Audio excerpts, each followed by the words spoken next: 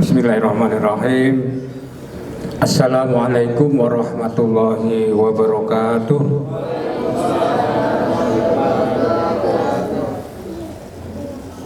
Alhamdulillah. Alhamdulillahilladzi arsala rasulahu bil huda wa dinil haqq liyudhhirahu 'ala ad-dini kullih wa kafa billahi syahida. Asyhadu an la ilaha illallah wahdahu la syarika lah wa asyhadu anna Muhammadan abduhu wa rasuluhu la nabiyya ba'da. Allahumma shalli wa sallim wa barik ala sayyidina Muhammad wa ala alihi wa sahbihi ajma'in, amma ba'd. Yang saya hormati sesepuh saya Pak Haji Suprapto, Pak Sopri, Pak Ki, luar biasa, terlalu dan selalu mendampingi kita, membimbing kita dan mengarahkan kita, terutama hari ini kita bisa bersama-sama mengikuti kegiatan majelis taklim dalam rangka untuk pendekatan kita kepada takarub kita kepada Allah Subhanahu wa Ta'ala. Yang saya hormati Ketua STI Cendekia Bojonegoro Bu Nurul beserta segenap Wakil Ketua, ada Pak Reza, Pak Eka, kemudian Bu Lina, juga seluruh dosen yang hadir, dan karyawan-karyawati pada STI Cendekia, dan adik-adikku, seluruh mahasiswa yang hadir pada hari ini. Alhamdulillah, puji syukur kita panjatkan kehadirat Allah Subhanahu wa Ta'ala atas limpahan rahmat, taufik, hidayahnya pada pagi atau siang hari ini kita semua bisa hadir di majelis ini dalam keadaan sehat walafiat, dalam rangka untuk thalabul ilmi, mencari ilmu bekal kita, terutama nanti kelak di akhirat. Salawat dan salam semoga senantiasa dilimpahkan kepada beliau baginda Rasulullah Muhammad Sallallahu Alaihi Wasallam.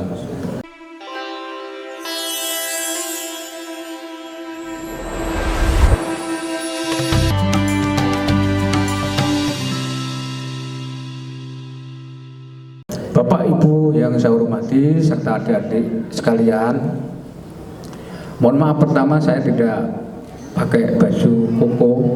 Tadi sudah saya bawa, ingatan saya, perasaan saya sudah saya masukkan di mobil.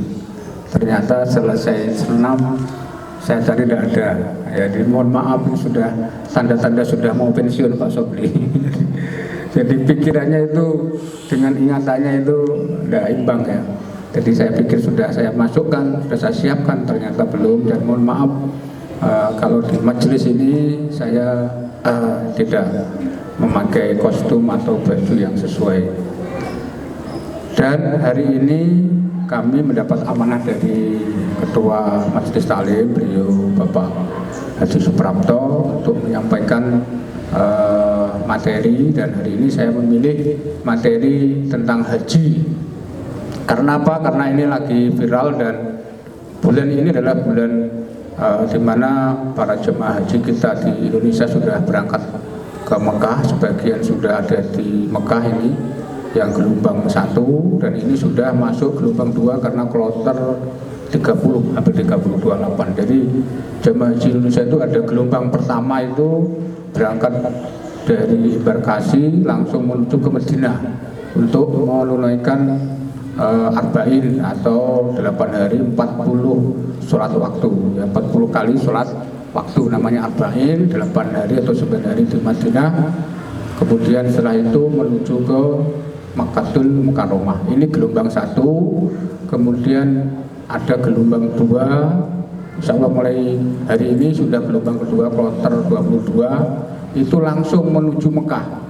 Menuju Mekah, nanti Armusna, ikuti Arafah, kemudian setelah itu selesai haji baru ke Madinah menunggu penerbangan. Jadi ada itu, dan kita doakan bersama mudah-mudahan jemaah haji dari Indonesia bisa selamat, sehat, bisa melaksanakan seluruh sunnah, rukun dan wajib haji, dan mendapat predikat haji mabrur. Amin Allahumma amin. Bapak Ibu yang saya hormati, ketika saya menyampaikan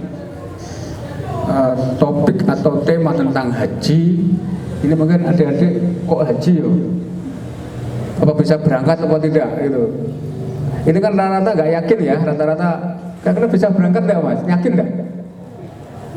Oh nggak, kan saya ragu-ragu kan, ragu ya. Jadi bicara haji itu kalau kita mengukur akal kita atau hitungan kita ya semua enggak mungkin lah. Rasanya berat gitu loh, haji bisa enggak ya? Orang tua enggak ada yang haji, enggak keturunan haji kan gitu ya. Tapi bismillah, ketika kita sudah punya azam, punya keinginan, mindset kita sudah ada di sini, maka insya Allah itu terjadi. Kita mementingkan bahwa apapun haji itu adalah kewajiban. Haji itu adalah kewajiban.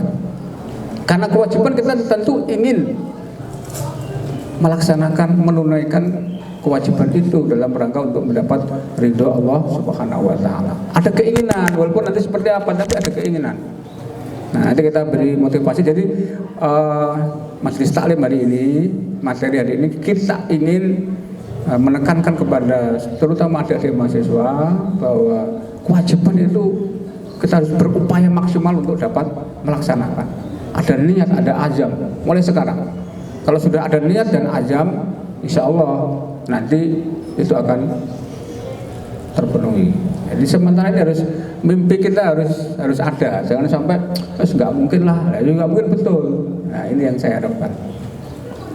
Jadi haji itu adalah kewajiban karena masuk di rukun Islam yang ke-5. Nah, ini dari Al-Imran 97, walillahi 'alan nasi hajjul baiti man istata'a ilaihi sabila wa man kafara fa innallaha ghaniyyun 'anil 'alamin. Bahwa mengerjakan haji merupakan kewajiban hamba terhadap Allah, yaitu bagi yang mampu mengadakan perjalanan ke Baitullah. Barang siapa mengingkarinya, maka sesungguhnya Allah Maha Kaya dan tidak memerlukan sesuatu dari semesta alam ini. Jadi ini haji itu wajib bagi siapa? Bagi yang mampu, istitoah, mampu. Mampu itu fisik, kemudian ya kesehatan, karena haji itu 90% fisik, ibadah fisik. Kesehatan, uang, ya toh, kemudian kondisi aman. Nah, ini jadi itu syarat-syaratnya itu. Jadi istitoah itu pertama sehat fisik, juga sehat rohani, kemudian punya harta, dan ketika ditinggalkan keluarganya itu tidak terlantar. Nah, ini istitoah. Ya. Barang siapa mengingkarinya, orang sudah kaya, sudah mampu, sehat, tidak mau berangkat haji dengan alasan apapun. Mungkin alasan yang modern itu, walah haji itu paling untuk mensejahterakan orang Arab, ahli-ahlinya Rasulullah, mungkin seperti itu, ada yang begitu, itu traveling. Nah, kalau orang yang mengatakan begitu, Allah mengatakan Allah itu Maha Kaya dan tidak memerlukan sesuatu apapun. Ya, tapi nanti akan mendapatkan apa? Ya, balasan yang setimpal. Orang yang mampu tidak menunaikan ibadah haji itu masuk berdosa, itu ya. Jadi ini dalilnya karena ini wajib, adikku, dan kita harus semuanya punya niat azam untuk bisa pergi ke Baitullah. Nah, bicara istitoah sekarang, istitoah itu luas sekali. Istitoah itu mampu dalam hal ini ekonomi. Banyak orang ketika mau daftar haji itu, nanti aja. Kalau sudah anak-anak saya semuanya sudah lulus semua, sudah jadi orang semua, sudah selesai semua, baru haji. Ada yang begitu. Ada orang yang ketika disuruh berangkat haji itu mengatakan begini, duit opo, duitnya sopo. Karena saya pengalaman, mohon maaf Bapak, saudara saya yang di Kendari itu kepala KUA sudah pensiun. ketika ibu mertua saya daftarkan haji dan alhamdulillah langsung berangkat waktu itu. Beliau hadir di Jawa dan saya tanya, loh Kak Ahmad sudah daftar belum? Apa jawabannya? Uang apa toh Dek untuk daftar? Nah gitu, uang apa toh Dek untuk daftar? Masya Allah, saya bilang gitu, Kak Ahmad jangan begitu, Allah itu maha kaya. Kalau dengan niat pasti itu bisa. Karena saya anggap mampu itu, cuma kurang memprioritaskan dan kurang yakin begitu. Betul, kita motivasi, kita ajak ngobrol. Sepulangnya dari Jawa ketika sudah di Sulawesi, di Kendari, dia langsung daftar dengan siapa? Dengan istrinya. Istrinya pakai waktu itu masih ada talangan haji, sudah lunas. 3 tahun kemudian kakak saya itu telepon ke saya, Dek, alhamdulillah saya berangkat umroh sekarang. Masya Allah, tidak masuk akal, terjadi betul ini. Jadi waktu pertama kita suruh berangkat haji itu bilang uang apa, uangnya siapa. Dan setelah daftar 3 tahun kemudian bisa berangkat umroh. Kemudian saya sindir kakak saya itu, Kak, itu uangnya siapa? Nah, dia baru tertawa, oh itu uangnya Allah. Itu kejadian banyak sekali. Kejadian-kejadian orang yang tidak yakin bahwa dengan melaksanakan kewajiban kita kepada Allah itu akan diganti semua yang kita keluarkan. Nah, dan tidak menunggu lama. Oleh karena itu ada juga begitu ketika mau kuliah. Awalnya mau kuliah kan dulu khawatir ya, kira-kira kuliah bisa kuliah enggak ya? Ya kan, uangnya siapa kan bilang begitu ya, bisa enggak? Itu loh. Tapi karena mencari ilmu itu wajib dan laksanakan itu, tentu bisa. Sampai nanti S2 juga begitu. Kalau kewajiban kita laksanakan dengan yakin dan kita yakin Allah Maha Kaya, insya Allah semua diganti dan pasti bisa. Cuma keyakinan ini loh, keyakinan ini loh. Karena orang-orang takwa itu salah satu cirinya adalah yu'minuna bil ghaibi. Percaya kepada barang yang tidak kelihatan. Jangan dihitung kalkulator angka rezeki dan uang. Bahwa ada rezeki yang tidak dihitung dan tidak bisa dihitung oleh kalkulasi akal manusia, yaitu rezeki, bukan uang. Nah itu. Jadi bicara haji, bicara istiqtoah, sekarang penjenengan harus yakin bahwa nanti bisa. Dan ini masuk di mindset. Cuma orang sekarang kan mengatakan bahwa haji itu rukun Islam ke-6. Yang kelima apa? Mobil katanya. Jadi beli mobil dulu baru haji, ya toh. Kan penting mobilnya gitu berarti. Padahal haji sekarang itu kita bicara istiqtoah, bicara uang itu sekarang itu kalau kita hitung daftar haji itu 25 juta. Kalau sampai pelunasan itu 36 juta, 42 juta kemarin. Baru hari ini tanggal mohon maaf tahun 22 ini haji itu 42 juta 500. 42 juta 500. Itu kalau dibelikan sapi itu hanya dapat sapi 3. Karena sapi itu sudah sekarang berapa? Sudah 18 ya, sudah 18. Ya sapi 3 lah. Sapi 3. Dulu mbah-mbah kita itu kalau berangkat haji sapinya paling enggak 40.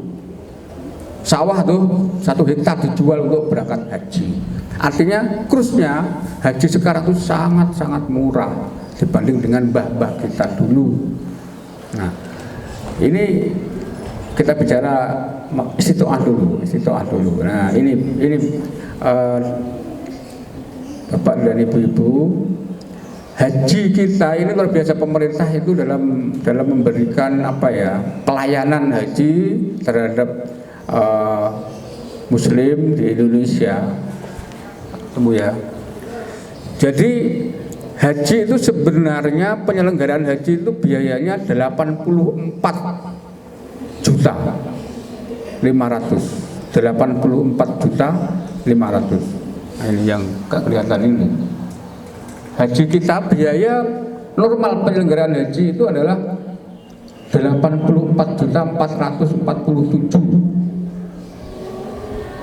Padahal pendaftaran itu adalah 25 plus pelunasan itu sekitar 42. Kalau 42 ini cukup hanya diberikan tiket, karena tiketnya itu 32 juta PP Arab Saudi ke Indonesia. Kemudian ada uang pengembalian itu 5 juta ini kalau di krus ke bentuk real itu 1.500 real. Jadi uang yang didaftarkan oleh jamaah haji itu hanya cukup untuk beli tiket dan living cost.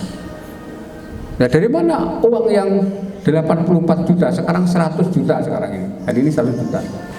100 juta adalah dana manfaat uang yang disetorkan ke pemerintah 25 juta sekali daftar, kemudian juga ada pelunasan itu, ada namanya uang ini efisiensi atau nilai manfaat. Nilai manfaat itu dikembangkan oleh Badan Pengelola Keuangan Haji menjadi 41 juta digunakan untuk ini. Jadi orang yang tidak daftar haji itu rugi karena nggak dapat subsidi sebanyak itu. Nah, ini luar biasa loh ya. Jadi kita manfaatkan, kita difasilitasi oleh pemerintah sebesar ini. Ya, dapat 42 hari di Arab Saudi. Jadi uang 32 juta atau uang 42 juta ini bisa menjadi 100 juta karena dikelola oleh Badan Pengelola Keuangan Haji Indonesia. Itu Bapak Ibu. Jadi kalau demikian apa? Istitoahnya. Istitoahnya adalah kita sebetulnya hanya 40% biaya haji itu. 40%, tidak ada 60% yang dikeluarkan oleh jemaah. Tidak ada. Jadi kita luar biasa. Maka kalau ada yang mengatakan uang haji, dana haji itu dipakai, dipinjam pemerintah untuk membangun struktur atau membangun IKN, itu ya bohong besar karena itu dikelola oleh badan yang diawasi oleh DPR dan BPK. Dan ini diaudit ya secara nasional setiap tahunnya. Nggak usah khawatir. Itu bicara istitoah. Ya, jadi kalau penjaringan tidak mendaftar, dia tidak akan mendapatkan manfaat sebanyak ini. Oke, ini sekarang waiting list atau masa tunggu kita. Jadi penjenengan nggak usah khawatir berangkat atau tidak. Orang bukan penjenengan. Jenengan itu adik-adik terutama ini daftar gitu aja. Daftar wes. Di undang-undang haji, daftar haji itu sudah disebut jemaah haji. Sudah daftar. Kalau belum daftar namanya calon. Kalau sudah daftar baru berdoa, ya Allah, mohon aku diundang ke rumahmu ya Allah. Mohon mudahkan kami datang ke ziarah untuk Makkahul Mukarramah, Madinah, Arafah. Setelah daftar baru berdoa. Urung daftar wis berdoa ya lama. Jadi daftar dulu baru berdoa. Nanti kan Allah yang mengatur itu. Kalau sudah diundang itu kapanpun bisa datang. Nah, di Bojonegoro itu ada 46.000 saat ini yang daftar. Ini per Januari loh ya. Kalau sekarang mungkin sudah 48.000, 46 lah, 47 berapa gitu. Sudah lebih dari ini kalau sekarang. Ya, kalau penjenengan hitung 46.000 ini dibagi setiap tahunnya itu kalau normal kemarin 1.400 itu ketemu 33 tahun masa tunggunya, waiting listnya. Nah, kalau setiap tahunnya seperti hari ini, tahun ini hanya 50% atau 700. Kemarin Bojonegoro yang berangkat itu 726. 46.000 dibagi 700 itu ketemunya 66 tahun. Nah, jadi kalau saya umpamanya baru daftar atau Pak Eka baru daftar, berarti Pak Eka nanti harus tambah 66 tahun. Atau kalau normal 32 tahun. Itu hitungan kalkulator. Tapi jangan khawatir, ini ada kabar gembira, insya Allah haji nanti kuotanya akan dilipatkan sampai 3 kali. Ya, kuota haji itu kenapa loh? Hitungannya apa? Antara kabupaten, provinsi, negara itu berbeda-beda. Berdasarkan OKI, ya apa itu kita konferensi di OKI itu internasional, di organisasi orang Islam ya.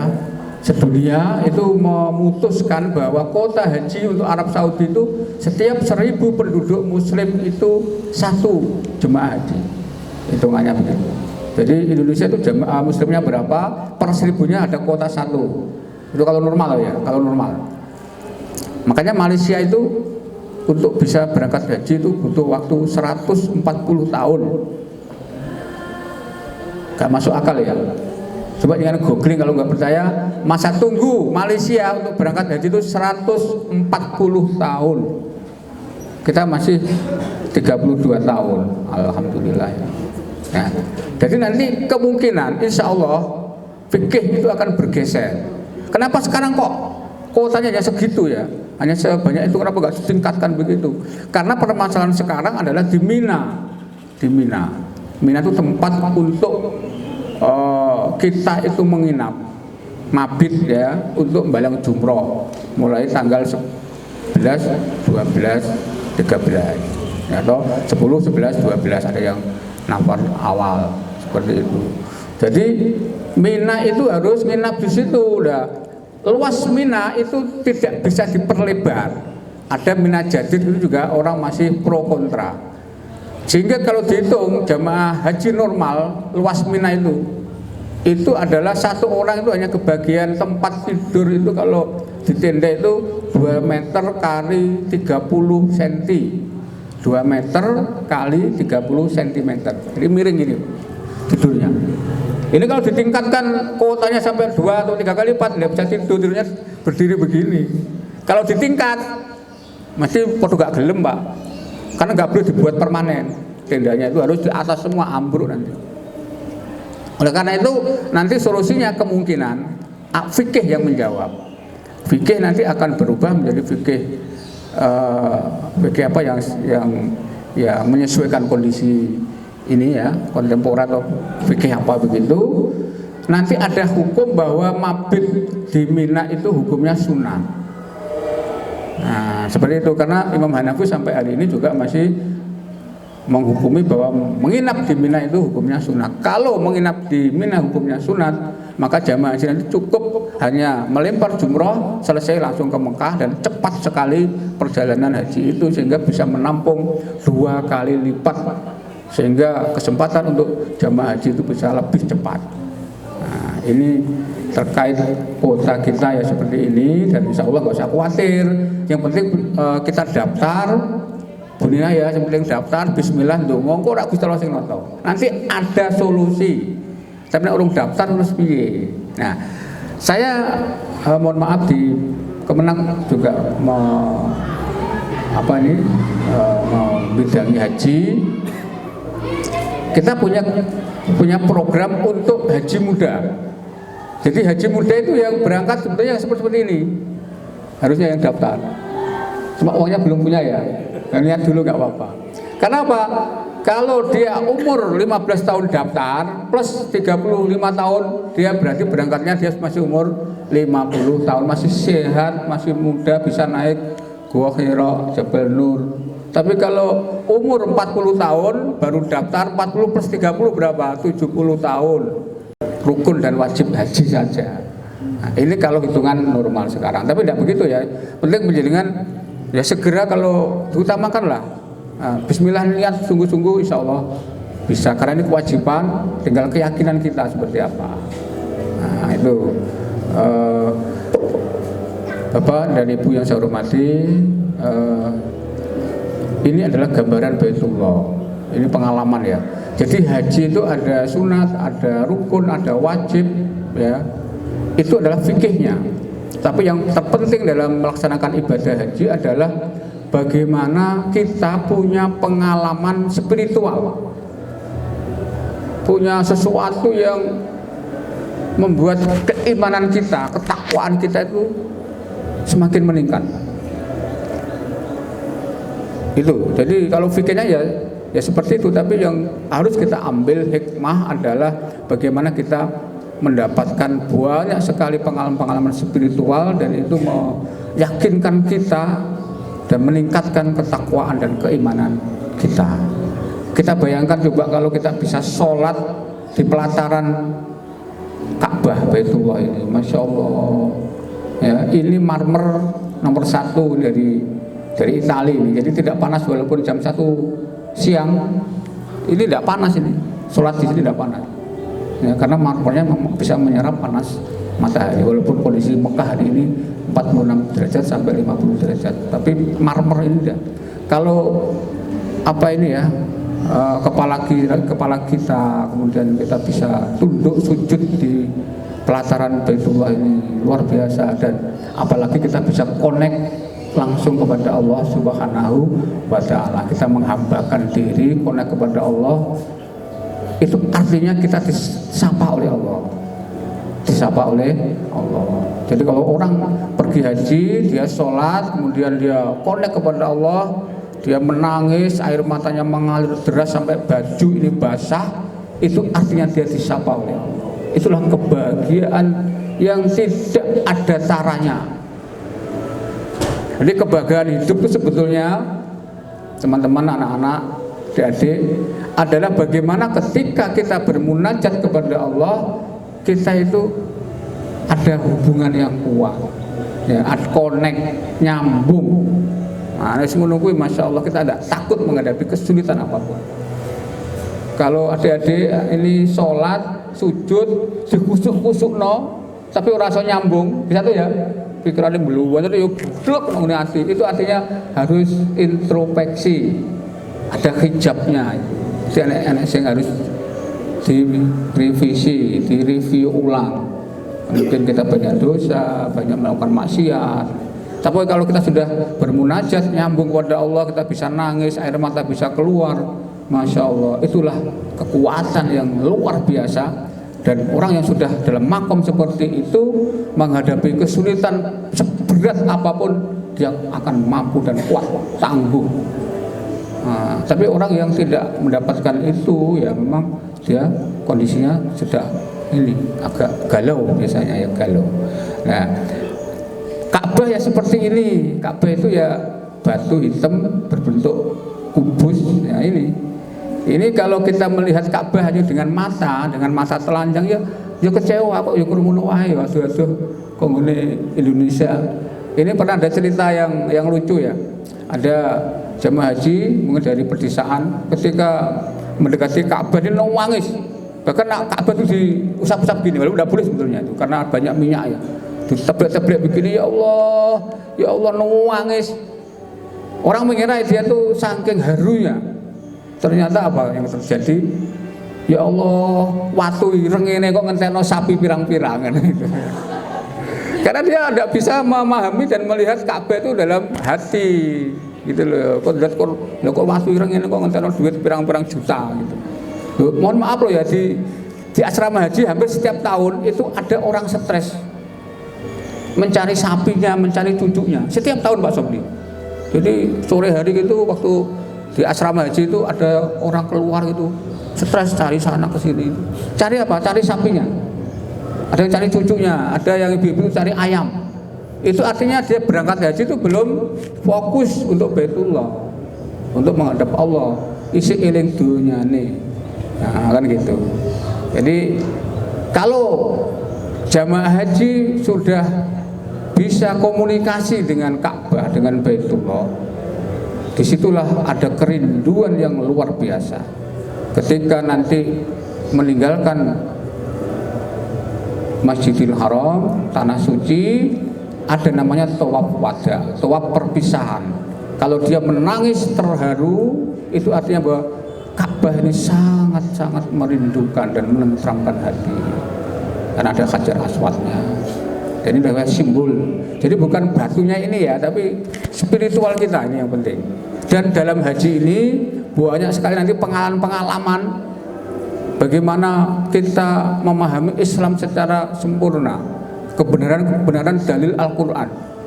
Di situ ada Masjidil Haram, ada namanya di sebelah ini Hijri Ismail yang melengkung ini ya. Sebelah sini namanya ada Makom Ibrahim. Makom Ibrahim itu bukan kok kuburannya Nabi Ibrahim enggak, tapi ada bekas telapak kaki Nabi Ibrahim. Makom ya, tempat petilasan lah. Bahwa Nabi Ibrahim pernah ada di situ. Dan itu terjadi, ada petilasan, ada Hajar Aswad, ada makam Rasulullah. Bahwa apa yang diterangkan dalam Al-Quran itu benar adanya, dan jemaah haji bisa menyaksikan dengan sendirinya, ya, dengan mata kepala sendirinya. Ini adalah untuk meyakinkan kita Apalagi kalau sudah di Arafah. Di Arafah itu semua berpakaian ihram. Nah, laki-laki pakai putih, tidak peduli dia raja, pejabat, apapun dia harus pakai pakaian putih ihram. Yang tidak boleh pakai pakaian yang berjahit, tidak boleh pakai tutup kepala. Itu adalah apa? Kesetaraan humanisme. Islam itu luar biasa seperti itu. Tidak ada perbedaan kulit hitam, kulit putih, kulit matang, kulit coklat, semuanya sama di hadapan Allah Subhanahu wa Ta'ala. Ini mendahului deklarasi HAM, hak asasi manusia dideklarasikan oleh PBB. Nah, jauh sebelum itu Islam sudah tidak ada diskriminasi kulit maupun status ya, ketika sudah melaksanakan wukuf di Arafah. Dia harus pakai ihram selama 5 hari. Nah, ini semua sama, tidurnya juga di lantai begini, walaupun dia di sini jadi bupati, jadi presiden, sama di Arafah itu. Karena Arafah itu adalah rukun yang tidak boleh ditinggalkan dalam ibadah haji. Nah, itu banyak sekali. Belum nanti berbagai bangsa di dunia ini berkumpul jadi satu di Arafah dengan corak kulit, corak budaya, corak pakaian. Nah, ini kan memperluas wawasan kita, namanya pengalaman spiritual. Belum nanti sholatnya beda-beda. Ada sholatnya itu pakai ini ya sendakop, ada yang tidak sendakop, ada yang pakai HP, baca Quran lewat HP. Ada kalau HP dijawab juga ada sampai gendong anak, ya macam-macam. Dan yang paling penting di haji itu semua mazhab ketemu. Nah ini makanya jangan terlalu fanatik mazhab Syafi'i. Kalau di sana kalau mazhab Syafi'i tok ya enggak, ya repot. Karena apa? Bersentuhan dengan orang lain adalah batal. Nah, batal wudu jauhnya luar biasa, enggak jadi. Jadi waktu tawaf wajib, tawaf mengelilingi Ka'bah itu harus suci, artinya harus punya wudu. Baru 4 putaran sudah disenggol orang, kan orang telan tuh. Wah batal wudu meneh ya, tidak selesai. Nah itu harus pakai mazhab Hanafi atau Maliki atau Syafi'i Qaul Qadim. Jadi harus mazhab banyak. Artinya apa? Khilafu ummah, perbedaan pendapat umat Islam itu rahmah. Kalau nggak ada perbedaan di sini ya jadi satu ya nggak bisa haji gitu. Jadi kita saling mentoleransi. Kalau kita berbeda, ada yang kunut, ada yang nggak usah dipermasalahkan lah, karena semua ada mazhabnya, ya mazhabnya. Jadi hal-hal seperti itu memperluas wawasan kita, mentoleransi cara beribadah kita, agar orang-orang yang ibadahnya tidak sama dengan kita itu tidak dianggap kafir gitu loh. Sekarang tuh banyak mazhab takfiri itu, pokoknya kalau nggak podo karo dekne kafir gampang gitu. Loh, kita tuh mengislamkan pakai syahadat itu wong era kaprah ngerti kafir kan gitu. Jadi kita harus mentoleransi, semua itu ada mazhabnya, ada fikihnya, dan di haji itu fikihnya itu mulai yang terberat sampai yang paling ringan. Ada solusi-solusi semuanya. Ada 4 mazhab yang ada dalam pelaksanaan ibadah haji itu memperluas wawasan agama kita. Nah, itu antara lain hikmat yang bisa kita ambil ketika kita melaksanakan ibadah haji. Nah, itu, dan mudah-mudahan saya doakan kita semua, terutama adik-adikku yang mahasiswa ini, mulai sekarang sudah punya azam ya, punya keinginan ya untuk haji. Bisa tuh ya? Alhamdulillah, mudah-mudahan haji, insya Allah bisa. Saya dulu itu waktu GTT gaji saya masih 50.000.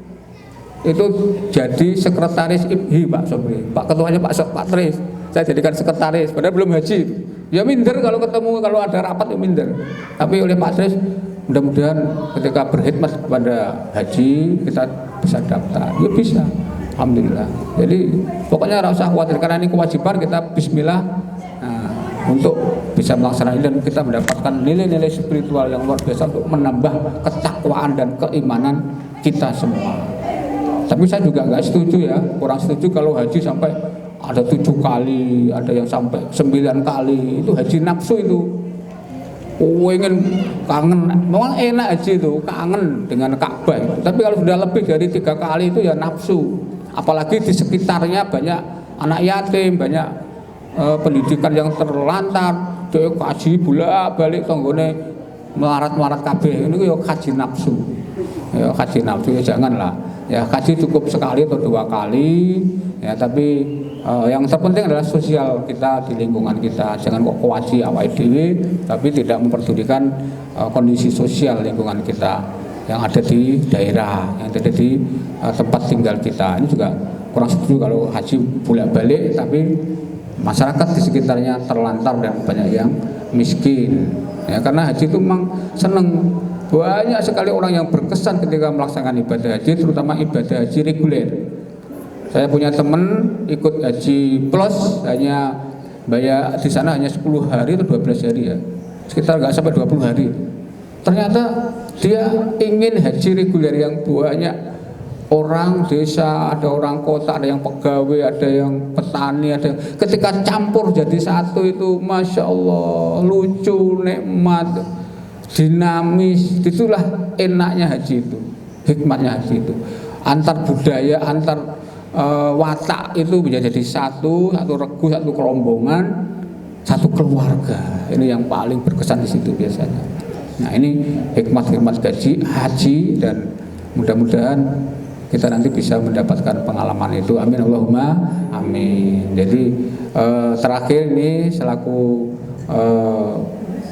yang menangani haji di Bojonegoro, saya mengajak kepada teman-teman, kepada adik-adik semuanya bahwa tahun ini haji memang beda dengan sebelumnya. Haji tahun ini adalah dalam kondisi masih darurat karena Arab Saudi masih status pandemik, jadi tidak bisa normal.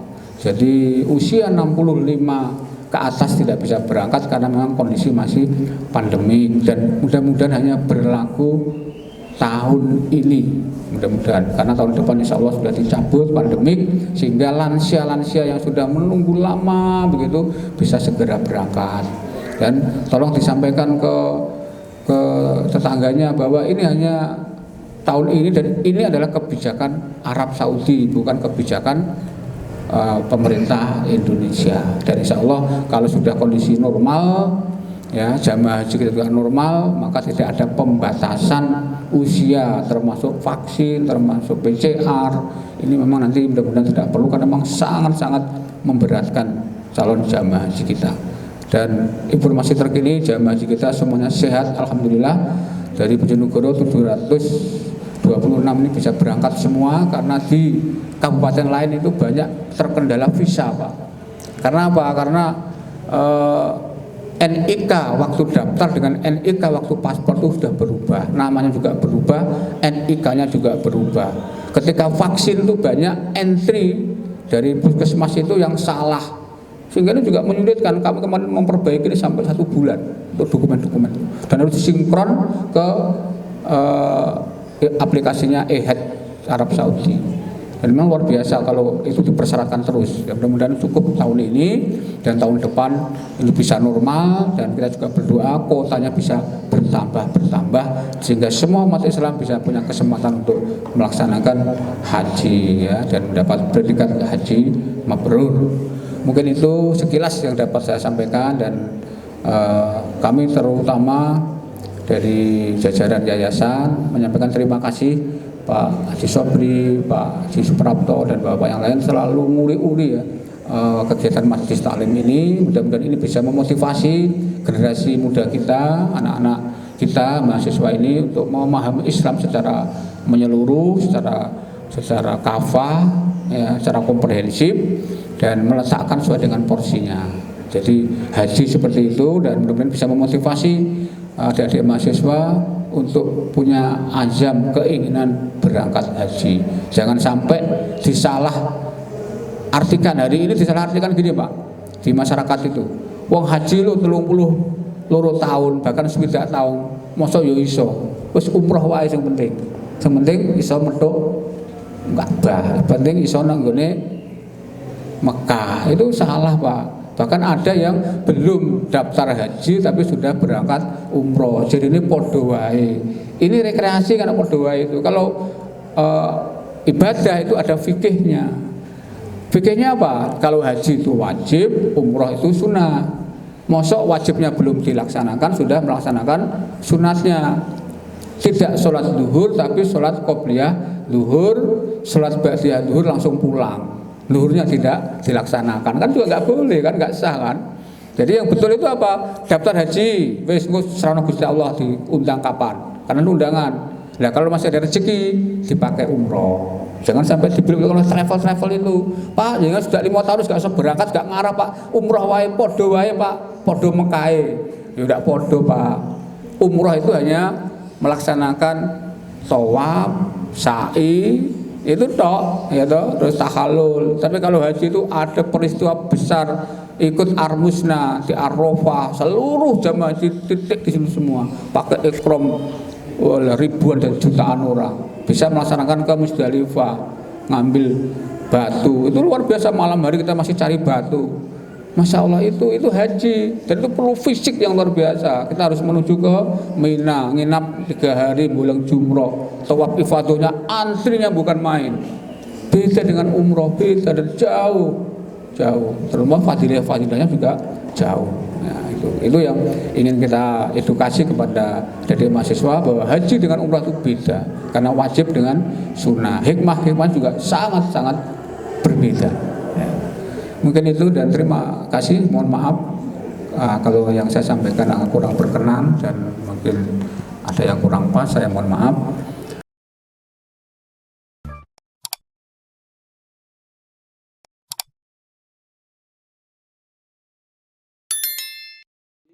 Aplikasi. Mungkin itu Bapak dan Ibu yang bisa saya sampaikan. Pak Prak mungkin ada tambahan? Cukup. Terima kasih, mudah-mudahan ya materi sedikit yang kami sampaikan bisa memotivasi terutama adik-adik dan teman-teman dosen untuk jangan berhenti dan jangan putus asa bahwa ketika kita berniat, berazam, itulah Allah akan mengabulkan dengan cara apapun, dan haji itu adalah undangan. Caranya bagaimana? Daftar dulu, baru berdoa dan diundang. Kalau nggak daftar, undangnya gimana? Lewat siapa undangannya? Jadi yang Bapak Ibu dosen daftar dulu, baru berdoa untuk segera dipercepat dan diundang oleh Allah. Ya mahasiswa, caranya bagaimana diundang? Harus daftar dulu. Bagaimana? Bekerja keras, berusaha, dan itu menjadi prioritas. Jangan sampai belum punya rumah. Rumah itu berapa harganya? Haji cuma berapa? Belum punya mobil itu berapa? 150, haji cuma 25 kok dibanding-banding. Yo haji sih lagi tuku mobil 1 juta wae kok itu, paling hanya pakai bumper itu. Nah, seperti itu, jangan sampai hal-hal itu dikait-kaitkan memberatkan kewajiban kita. Gitu ya, intinya itu. Terima kasih, mohon maaf. Assalamualaikum warahmatullahi wabarakatuh. Teman-teman yang telah menyempatkan hadir di kajian Majelis Taklim Setia Cendekia Bojonegoro,